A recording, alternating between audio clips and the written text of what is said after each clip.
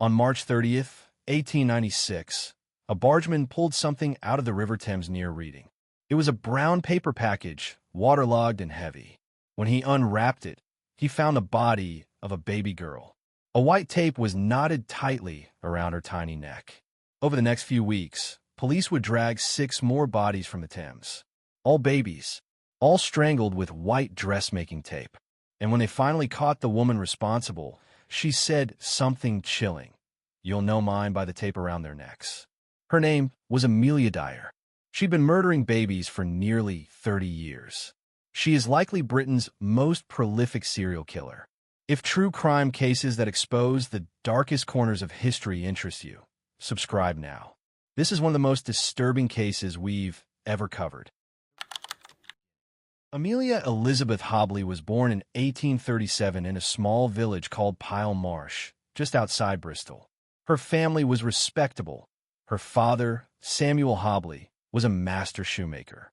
Amelia was the youngest of 5 children, and unlike most working-class kids of her era, she actually got to go to school until she was 14. But there was tragedy in the Hobley household.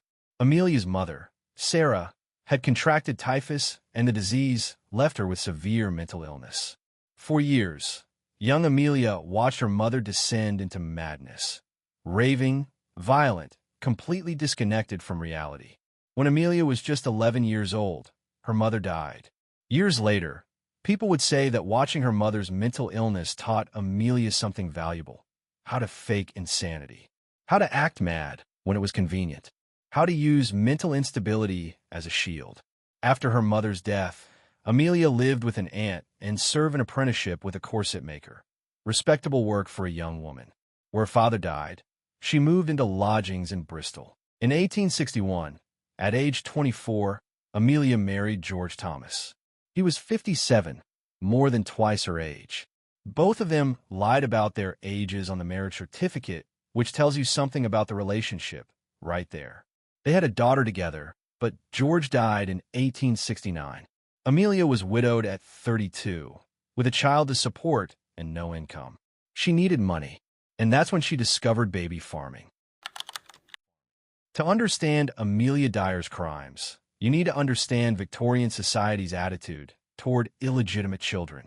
In the 1800s, if you were an unmarried woman who got pregnant, your life was essentially over. You'd be thrown out of your job. Your family might disown you.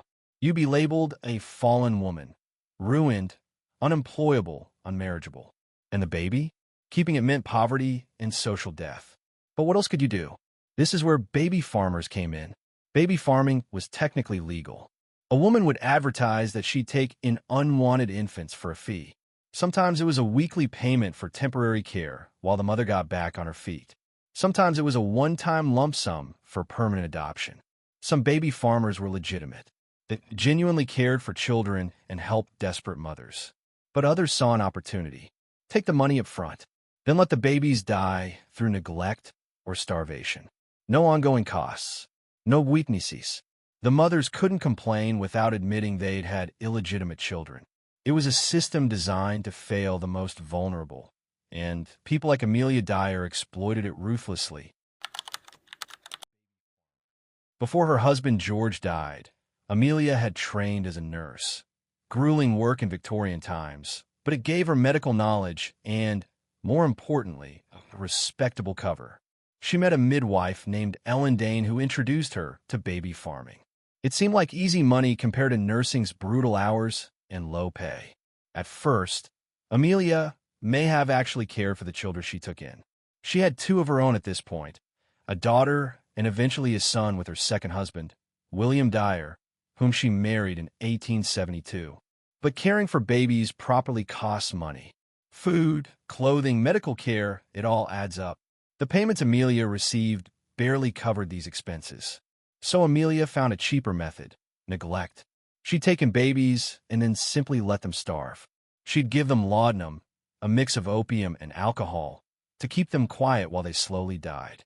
Victorian infant mortality was high anyway. Who would question one more dead baby? For a while this worked. She'd advertise in newspapers using various fake names: Mrs. Harding, Mrs. Stanfield, Mrs. Sullivan. Desperate mothers would hand over their babies along with 5 pounds, 10 pounds, sometimes as much as 100 pounds for the promise of a good home. The babies would be dead within days, sometimes hours. But in 1879, Amelia made a mistake. A doctor became suspicious about the number of infant deaths connected to her and reported her to the police. She was arrested, tried, and convicted, not of murder, but of neglect. She served 6 months of hard labor. 6 months. For killing multiple babies through deliberate starvation. When she got out, Amelia learned an important lesson. Dead babies eventually attract attention. She needed to be more careful. So she developed a new method. And this one was much, much worse. After her conviction, Amelia became more careful about how she disposed of evidence. She moved around frequently, Bristol, Cardiff, Reading, never staying in one place long enough to attract suspicion. She used different names with each new location, and she stopped waiting for babies to die of neglect. Now, she killed them immediately. Her method was efficient and brutal. Within hours, sometimes minutes, of receiving a baby from its mother, Amelia would strangle it with white dressmaking tape. She'd wrap the tape twice around the tiny neck, pull it tight, and tie it in a knot. Then she'd wrap the body in brown paper, weight it with bricks, and dump it in the nearest river, usually the Thames. She operated this way for years, moving from town to town, placing advertisements, meeting desperate mothers, taking their babies and their money, murdering the children, dumping the bodies. How many children died this way? Nobody knows for sure. Conservative estimates put the number at 400 victims over nearly 30 years. Some historians think it could be more, possibly many more. Most of the bodies were never found. Most of the mothers never came forward to report their missing babies because doing so meant admitting they'd had illegitimate children. Amelia Dyer was operating in a system designed to keep her crimes hidden. But in March 1896, her luck ran out. On March 30th, 1896, that bargeman pulled the first package from the Thames. Inside was the body of a baby girl, later identified as Helena Fry. White tape around her neck, brick for weight. But the package hadn't been heavy enough. It had floated to the surface. Police were immediately suspicious. Dead babies in rivers weren't unheard of, but this looked deliberate. Professional, almost. Then more packages started appearing. Over the next 2 weeks, 6 more bodies were recovered. All babies. All strangled with white tape. All wrapped and weighted the same way. Police traced Amelia to her current lodgings in Caversham, just outside Reading. But before they could arrest her, they needed proof. They couldn't just knock on her door based on a piece of wrapping paper. So they set up a sting operation. They had a young woman pose as an unwed mother looking to place her baby. She contacted Amelia through one of her advertisements. On April 4th, 1896, the decoy was supposed to meet with Amelia to discuss arrangements. Instead, police raided Amelia's lodgings. They didn't find any bodies. Amelia had already disposed of her most recent victims. But what they did find was damning. The smell of decomposing bodies was overwhelming throughout the house. They found pawn tickets for baby clothes, clothes that had belonged to the murdered infants, which Amelia had sold for extra cash. They found white dressmaking tape, the same type used to strangle the babies. They found telegrams and letters arranging adoptions. They found receipts for newspaper advertisements. They found letters from mothers inquiring about their children, letters Amelia had never answered. And they found something else, evidence connecting Amelia directly to specific victims.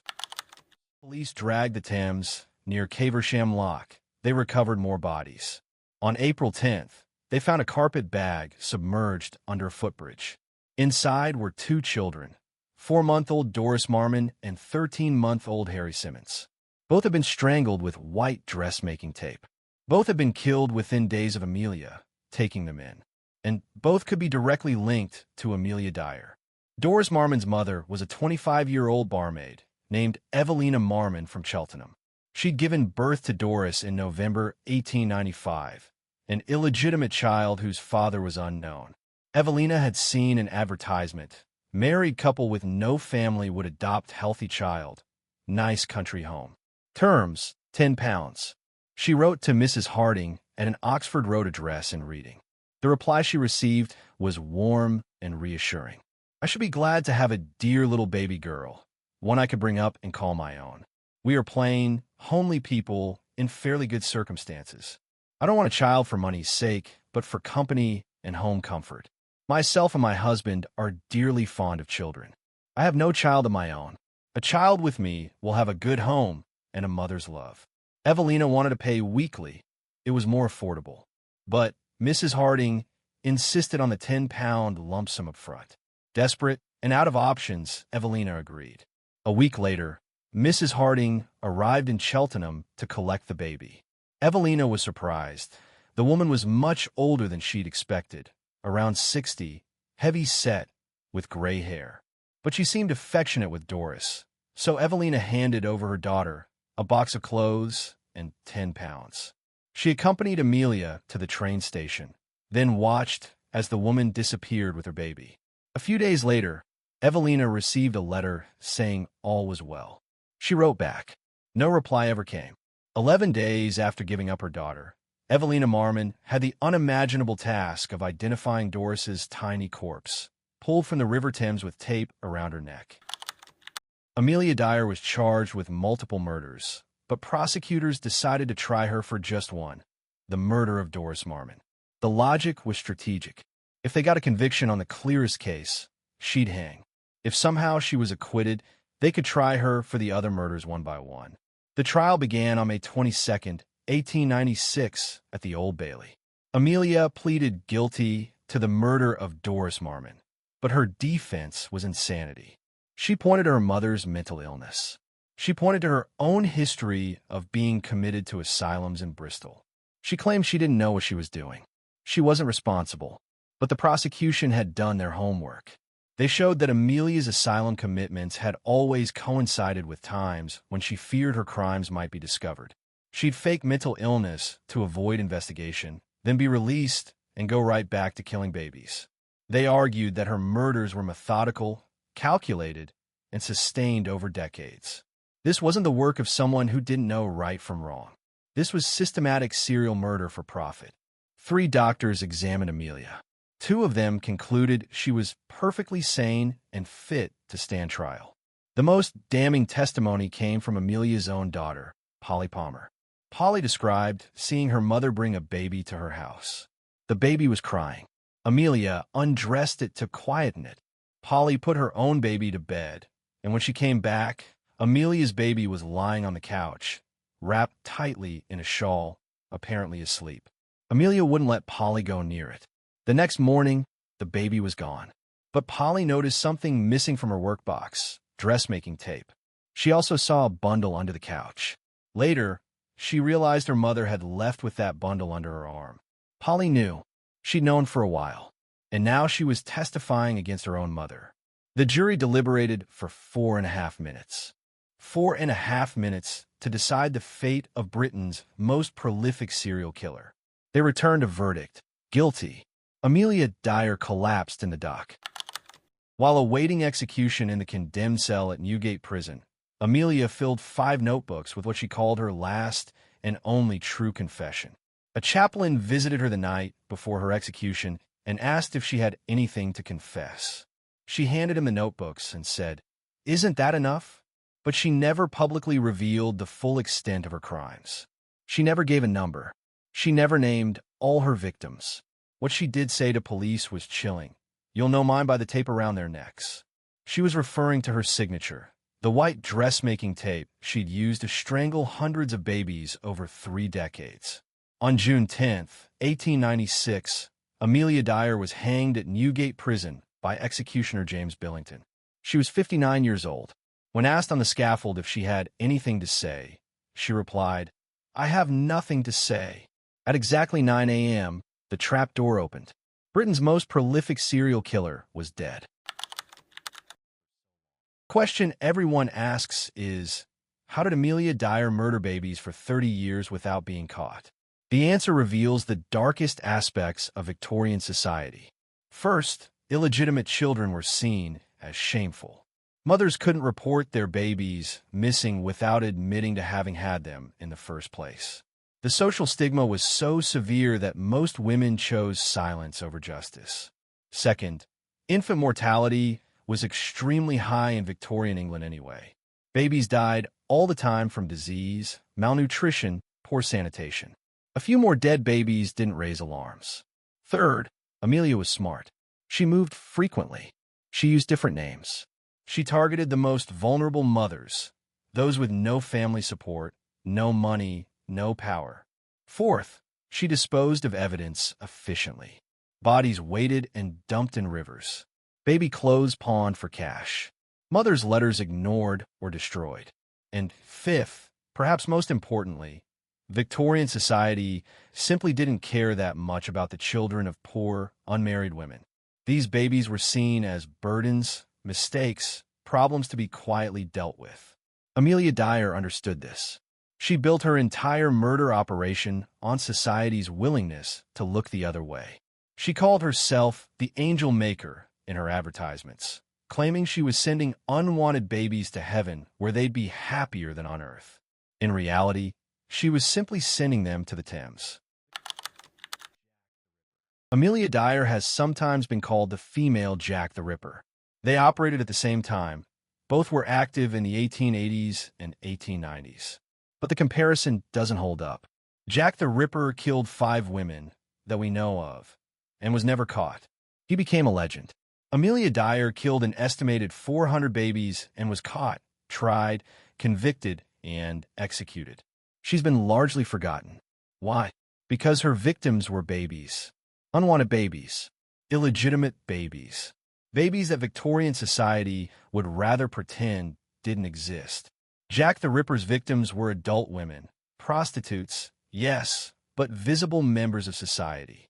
Their murders sparked panic and massive investigations. Amelia Dyer's victims were invisible, and so largely was she. Even today, she's not as well known as many serial killers with far lower body counts. But make no mistake, Amelia Dyer was one of history's most prolific serial killers. Male or female, British or otherwise, her victim count rivals or exceeds almost everyone. She called herself the angel maker. She told mothers she was giving their babies good homes. She advertised herself as kindly, respectable, Christian. In reality, she was strangling infants for 10 pounds apiece and dumping their bodies in the Thames. When they finally caught her, when she was standing on the gallows about to die, she had nothing to say. No remorse, no explanation, no final words. Just 5 notebooks of confessions that likely didn't even cover half her crimes. Amelia Dyer died, but hundreds of her victims were never identified, never mourned, never remembered. They deserve to be remembered now. What do you think? How did someone get away with this for so long? Could something like this happen today? Share your thoughts in the comments below. If this case affected you, hit that like button. These stories need to be told. Subscribe for more true crime history, and I'll see you in the next one.